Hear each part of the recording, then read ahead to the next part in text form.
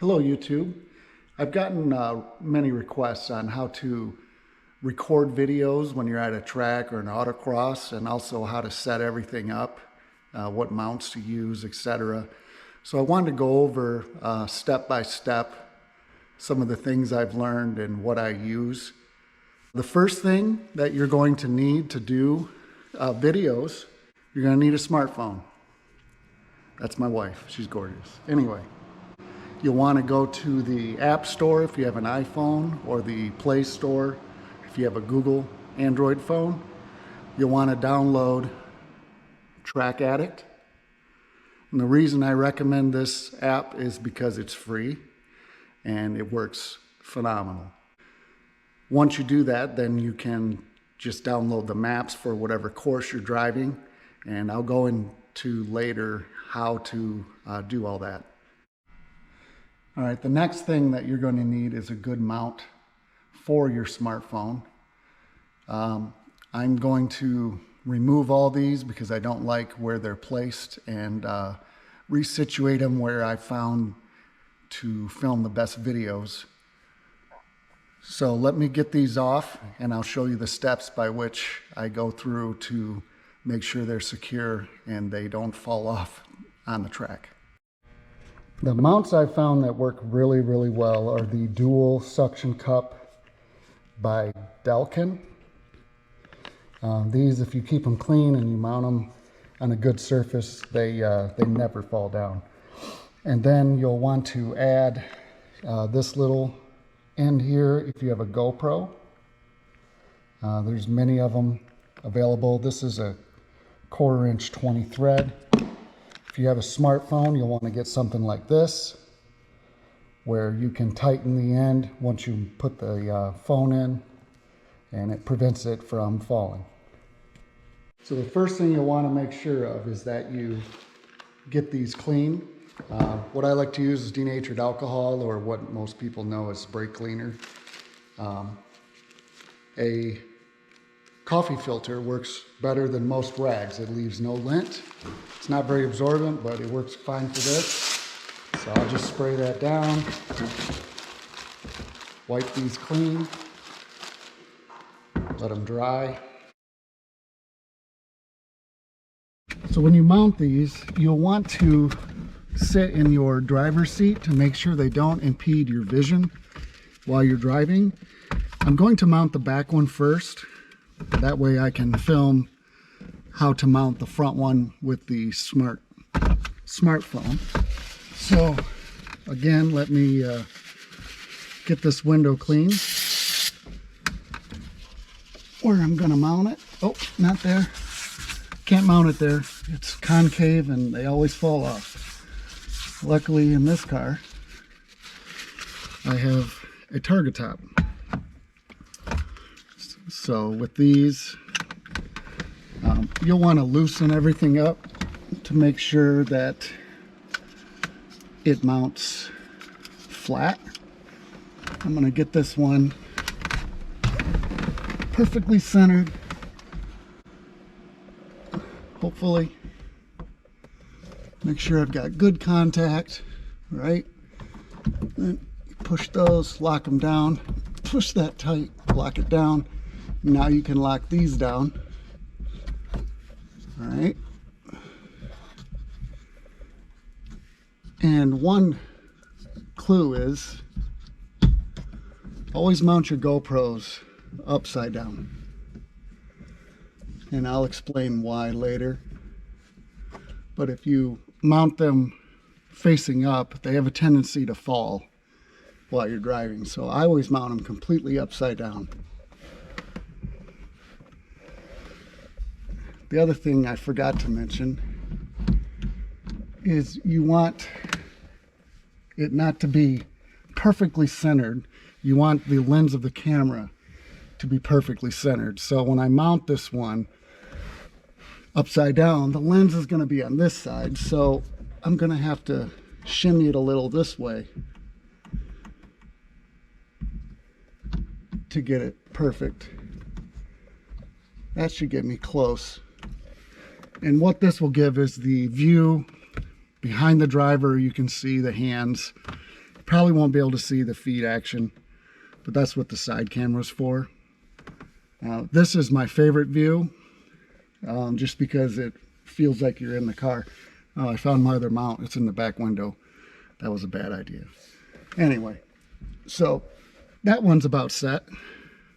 Now, if you have a GoPro 360, which I hate, the 360 feature is pretty worthless because it's very hard to edit, and any free editor that you can get on a PC.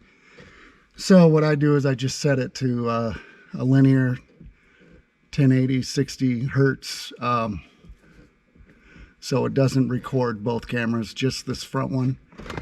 And I always set it to this one because that way I can come in and turn it on without having to get behind it. Now, one thing you'll want to do, I lock the screen so that it's always upside down, so it doesn't switch on me. So I'll lock the orientation. It's already set at 1080 60 linear, which is one camera. If you press a button, you get the 360 view. You're not going to want that. So we're going to mount this right here. You'll see why I mount them upside down, because you can see how easy this moves. You hit a bump on the road and you're in trouble. So I always mount them as straight down as I can, tighten them as much as I can, and that one's set. Okay, so we've got the back one mounted. Now you can see me install the front one. You're going to find that old cameras actually work better on the track, and the reason is they have cheaper camera lenses, and they don't have software that's consistently trying to focus while it's driving. I made the mistake of buying a new fancy schmancy smartphone, and it actually looks horrible while you're driving because it's always trying to focus on what's going by. And so I actually use my cheap Motorola. These are $200, and it actually records better.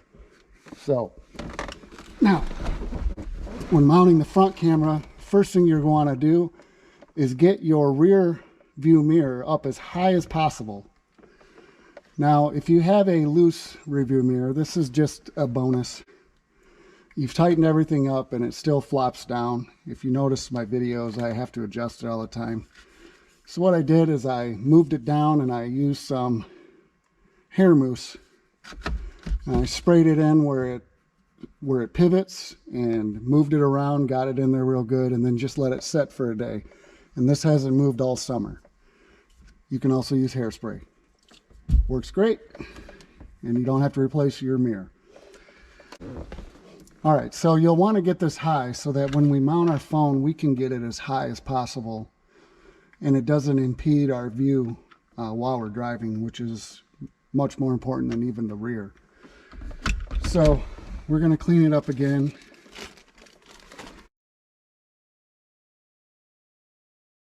Again, we're going to loosen these up. Make sure these are not fixed. We're going to loosen everything up because this is going to be fun. I'm actually going to go ahead and put the phone in this mount. I'm going to put this phone in the mount. My cheap phone that makes better videos. I'm going to put this in it so that I can get the camera lens, which is right here, centered. Okay, so I'm going to want it right about there.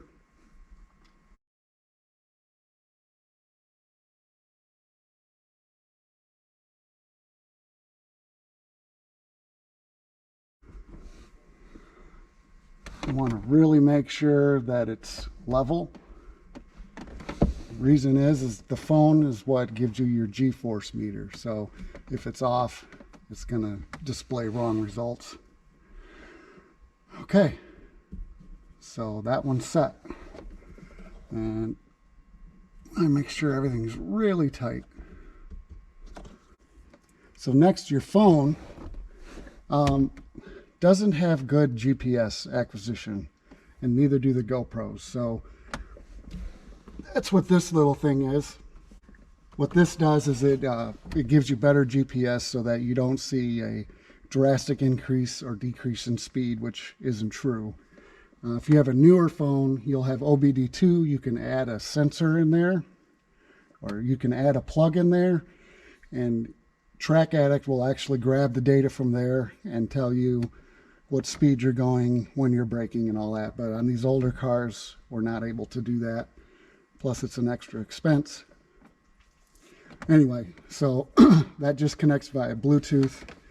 I have a charger in here. When I'm at the track, I just leave it plugged in, and it works great.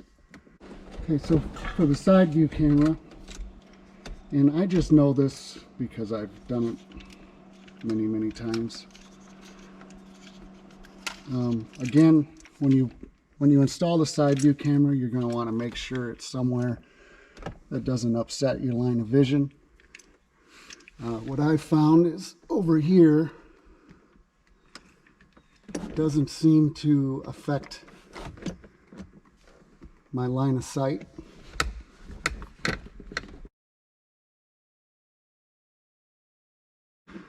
And then what I like to do is mount the camera, of course, upside down, like this. So it's basically sitting, staring at me. If I have an instructor, I'll put it right on him.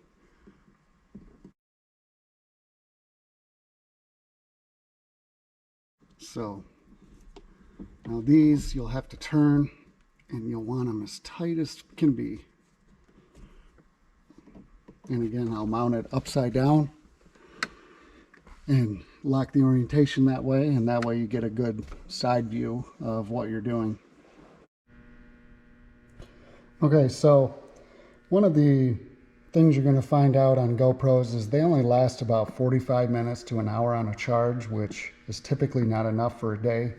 So I purchased these. These are just knockoffs, generic batteries. This one holds 3 for the standard GoPro. This one holds 3 for the 360. I have these all fully charged before I get to the track, so I can just swap them out after a couple sessions. Now, TrackAddict, when you open it, you're going to see circuit, which is for a road course. You've got raw data. You can just record driving around. I recommend doing raw data when you first get it installed, just to make sure that everything's working correctly. You've got a 4x4 trail even, drag racing. I don't know how accurate that would be without a GPS unit.